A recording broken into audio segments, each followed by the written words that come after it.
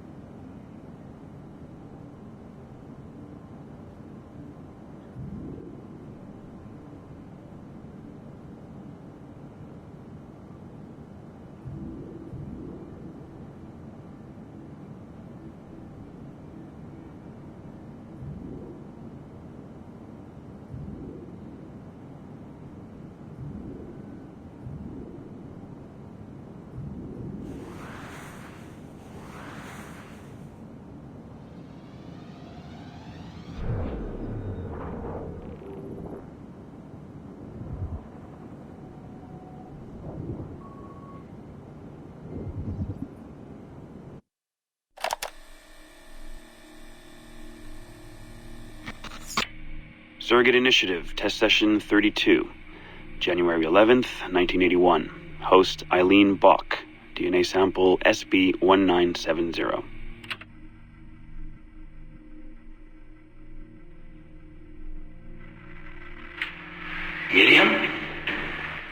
Miriam, is that you? Are you in here? Bartle! Oh, thank God you're safe. You've been very sick. Bartle! How did they find you? Oh, Jesus. What would they do to you? Has they hurt you at all? I told them nothing. All they do every day is ask about you and that artifact. But I didn't tell them anything. Nothing. I know you didn't, Miriam. But how are you? You aren't hurt? Not badly, no. I'm fine. Good. We need to get the message out to Oscar. Somehow. We need to tell him where... Very interesting footage, Eileen.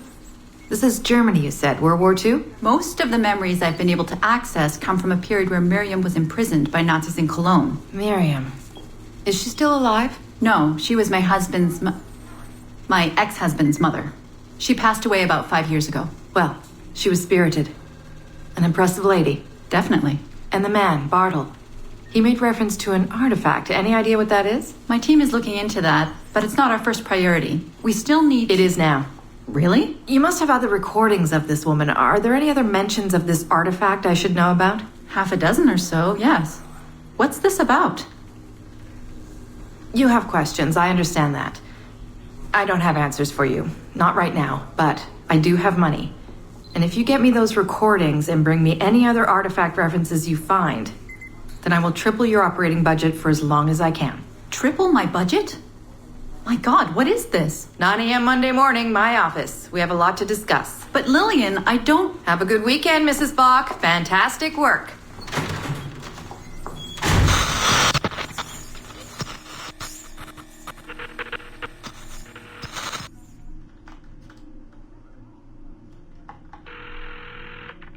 Hello, this is Carl. Hi, it's Eileen. Hey, how are you? Good, busy, cold.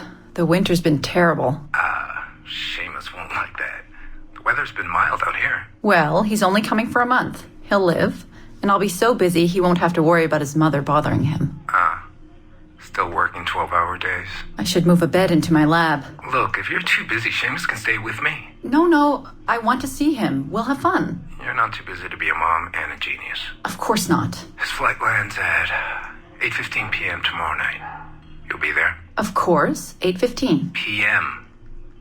Let him know you'll be there. Thanks, Carl. I need to run. I'm sorry. Take care. You too.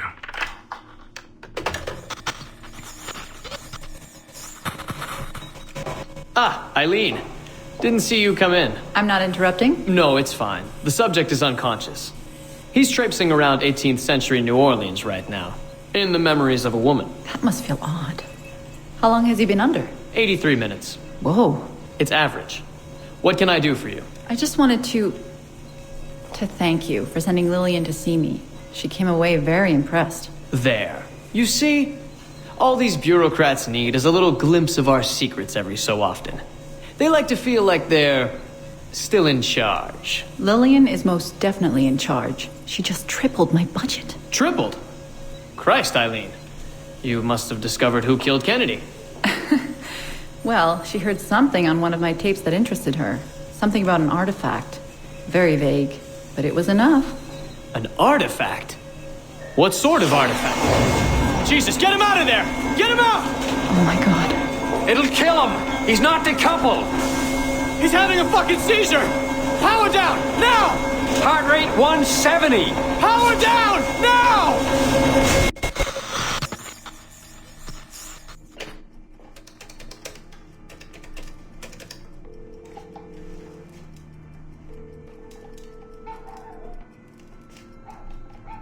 Eileen, Warren here. I was all ready to apologize for the late call, but you seem to be away. Maybe with your son. Listen. Since the unfortunate incident with Subject 1, there's been a lot of dire talk around the office about my Animus project. About shutting it down. About it being unsafe. Typical top brass bullshit. And if they shut me down, then your surrogate initiative goes away too. I'm sure you're already well aware of that. Well, let me be the first to reassure you. This will not happen. I will not let them take this from me. From us. I will not let one death, of an undiagnosed epileptic I should add, I will not let this destroy the decades of incredible research done by our predecessors, and the 5 years I've spent perfecting the Animus. There's still more work to be done, and countless rewards to be reaped. So I wanted you to be the first to know. I have decided to volunteer myself as my second subject. I am convinced that the Animus is perfectly safe, provided I stay within the boundaries of my own ancestral bloodline. Next week, I plan to prove this by staying a full 4 hours in the Animus. I would be grateful if you and your team would monitor my progress. And after this necessary but ridiculous proof of concept, I give you my word that I will work closely with you to solve your outstanding problems. Your surrogate initiative is a bold idea, and I do believe it is the future of the Animus project. But while we have the Animus itself, I do not want to waste precious opportunities to prove its safety. I'll see you in the office on Monday. Goodbye.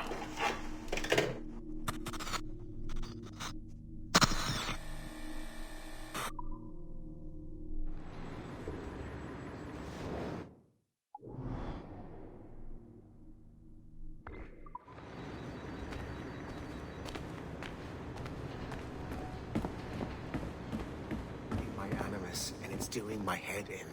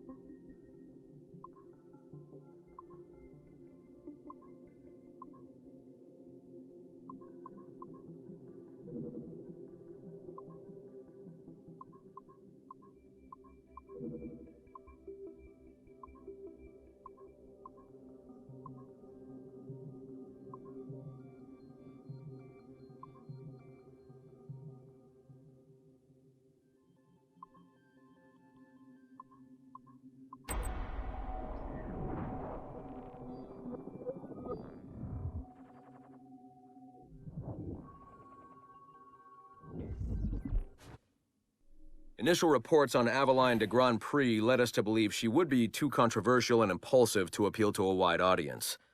Teenage memories show her brainwashed and trained to kill political foes of her highly unstable mentor, Agate. Additionally, Aveline spent a disappointing amount of time in the Louisiana bayou, consorting with smugglers of the lowest kind. Oh, I try never to think. Which we felt risked her appeal to our female audience, which is now approaching 50%. However, as Aveline matured, a new side emerged. A well-mannered and considerate lady of poise and compassion. Aveline came to embrace a new mentor, her stepmother, Madeleine Delisle, a tireless fighter for the rights of slaves. Thank you, Madeleine. With some editing to prioritize this relationship, we feel Aveline's story will more than meet our needs. Our team recommends a go on this property. Get this one to market quickly.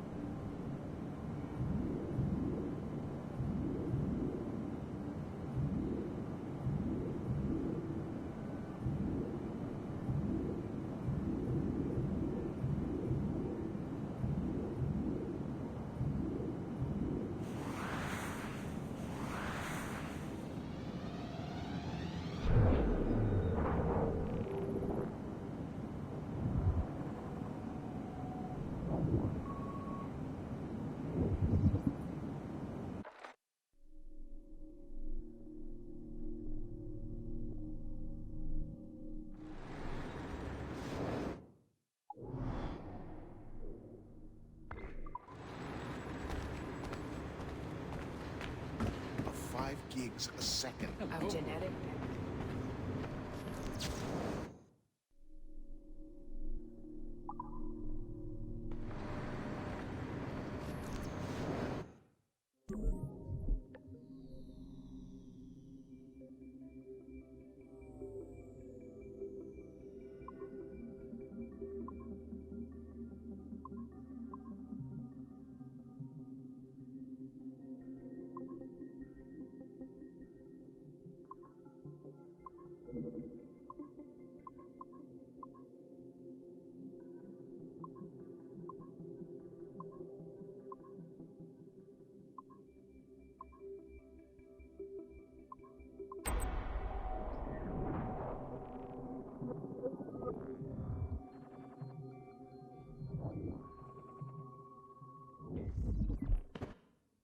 Our initial reports gave us hope that Enzio Auditore would serve as an ideal candidate for future Abstergo projects.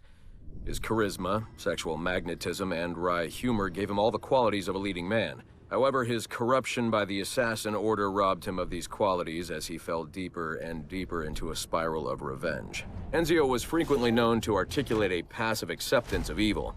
He was also a man of ugly contradictions, one who preached free thought yet traveled well beyond his home country to proselytize his corrupted creed, just as he's doing here with this impressionable Chinese girl. Notice, too, that in his gestures and bearing there is still something of the old lecher in him. Enzio's entire personality is built around pure demagoguery, claiming his philosophy is about love when violence and coercion are his primary means of tackling problems.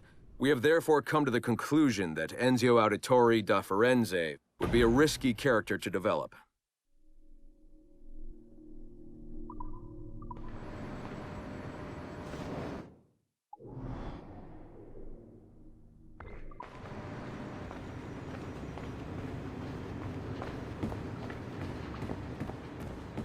I've been pushing it to far.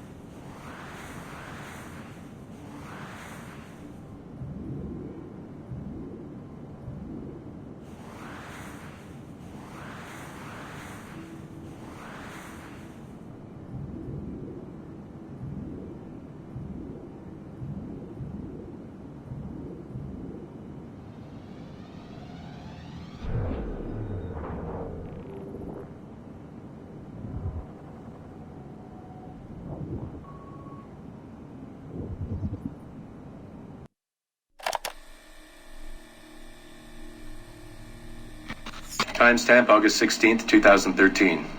The following audio clips were selected from over 160 hours of reel-to-reel tape found in the residence of the late Dr. Warren Vidic following his murder in December 2012. According to labels on the tape's canisters, these recordings were made over a 14-month period between 1980 and 1981 without the consent of their primary subject, Mrs. Eileen Bach, a colleague of Dr. Vidic's and the originator of Abstergo's surrogate initiative. Mrs. Bach is now deceased. It should be stated unequivocally that Dr. Vidic made these recordings illegally and of his own volition using wiretaps and hidden microphones. Abstergo Industries had no knowledge of his actions and disavows any responsibility for them. And we're live. Capacitors at full. Ease the signal in. A little more. You feel anything? Don't be timid. Double it. No, we're taking it easy. 20%. 30. Eileen, go easy. We're 6 past yesterday. And boost the inputs. Too risky. Not if we split the I/O signals. 25%. Ease up. Oh, okay. There. I see something. What is it? Mein Gott. I hear talking. You're okay? Ja, ich höre Stimmen. It's German. Mein Name ist Miriam Kurz. I see a light. It's cold. Ich werde nichts sagen. There's a man with me. Mehr werde ich nicht sagen. Keep an eye on our vitals. Mein Name ist Miriam Kurz und ich bin eine Navajo. Des Hitlers Zwang, der macht uns klein. Noch liegen wir in Ketten. Doch einmal werden wir wieder frei. Wir werden die Ketten schon brechen. Eileen? Denn unsere Fäuste, die sind hart, ja. Und die Messer sitzen lose. Für die Freiheit der Jugend kämpfen Navajos. Switch off. Powering down. Kämpft Navajos. Get her out of there. Oxygen. Open the valve. No.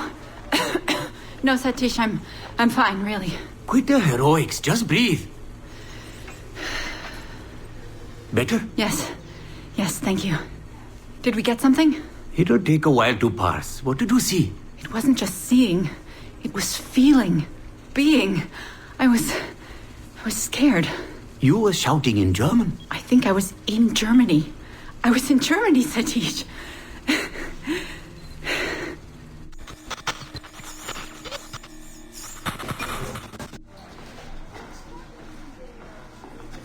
Good morning. Well rested? Exhausted. Yesterday was an incredible find. Seems so. What did it feel like? It's foggy, but I relived the memories of a young German woman. Early 20s, I think. A man was interrogating me, looming over me and asking questions. He was shouting, but I was shouting back, and then this poem just came out, like a chant. Fascinating. I'm eager for you to hear the tape. Is it ready? Yes, we transliterated the data onto an audio file. Took all night to process the language. Spool it up. Of course. Have a seat. Judging by the subject matter and the setting, I'd say you landed somewhere in Germany in the 1940s, 1 or 2 generations back. During the war, I'd imagine. 1940s Germany? That would be Miriam Kurz, my ex-husband's mother. So she's not related to you in any way? God, I hope not. I'd hate to find out my ex-husband is also my brother. Well, if it was Miriam Kurz, then we hit a home run. You tapped into someone else's bloodline entirely. Should we celebrate? We'll listen first. Surrogate Initiative, Test Session 23, July 29th, 1980. Host, Eileen Bach. DNA sample SB1970. It's a little garbled at first. This is you settling into the memory. Your name, say it. My name is Miriam Kurz. Louder. My name is Miriam Kurz, and I am Navajo. Where did you last see the artifact? Who holds it now? I'll say nothing. I've told you all I will. I don't believe that is true. Who has the artifact? Hitler's dictates make us small, and are bound in chains. But one day again, we shall walk tall. No binds will us restrain. Enough! For hard our fists, yes, and knives at our wrists, for you to be free. Navajos lay siege. Lock her away. Navajos lay siege. And that's where we pull you out. Whoa. What would it take to get a visual render of all that? months, unfortunately. It took 13 hours just to process the audio. Visual takes much longer. But Vidic is able to record audio and visual in real time. How does he do it? His subjects are exploring their own genetic memories. That requires much less processing power. Hold on, sorry. Eileen here. Hello. You have 10 o'clock in Lillian's office. It's 10:13 now. Oh, shit. I'm sorry. Tell her I'll be right there. And tell her we have some good news. No problem. You in trouble? The monthly progress report. I'm trying to be honest about our progress, but no matter how much I polish our facts, Warren Vidic swoops in, promising the moon for pennies, and gets 10 times the funding for his Animus project. Well, we are using his Animus technology. He's the foundation. We are the skyscraper. Which is why he should be a tech lead, not a project director. Good work, Satish.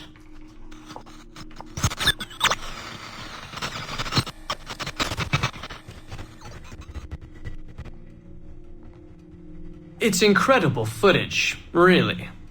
Clear and vivid. And the subject was synced for a full 62 minutes. Came out speaking French after his last session. Passably fluent. And with full recall of everything he'd gone through. Sorry I'm late. I was reviewing some data. It's fine. Warren was just telling me about his first subject, Mr. No names. Call him Subject 1. Confidentiality. And how about you, Eileen? What's your good news? Well, we did it. We synced with an unembedded memory outside the bloodline. That's a first. Really? Satish was able to process the audio today. A short clip. You can hear it for yourself. Only audio? No real-time memory feeds like Vidic has? Well, that's the difficulty with surrogate genetic memory data. Because I'm viewing memories not embedded in my own DNA, we can't rely on my cognitive faculties to help me process the signal. All we can do is record the raw data and transliterate it later. Hold on. You're running this experiment on yourself? I am. It's going well.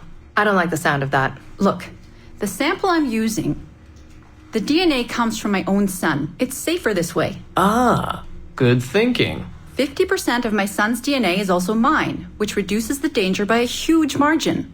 Meaning, I can now explore the memories of people who aren't directly related to me on his father's side. But for brief periods of time, I imagine. Right. Just a minute or two so far, but we're getting there.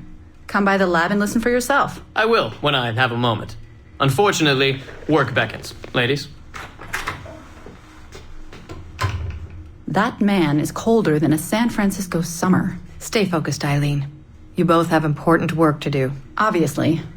But my work requires his Animus technology. I feel a little caged in. That's collaboration, Eileen. It's how science works. I shouldn't have to remind you. I know. I'm just tired. Stop by and see us today. We have a lot to share. If not today, then this week sometime. Thank you.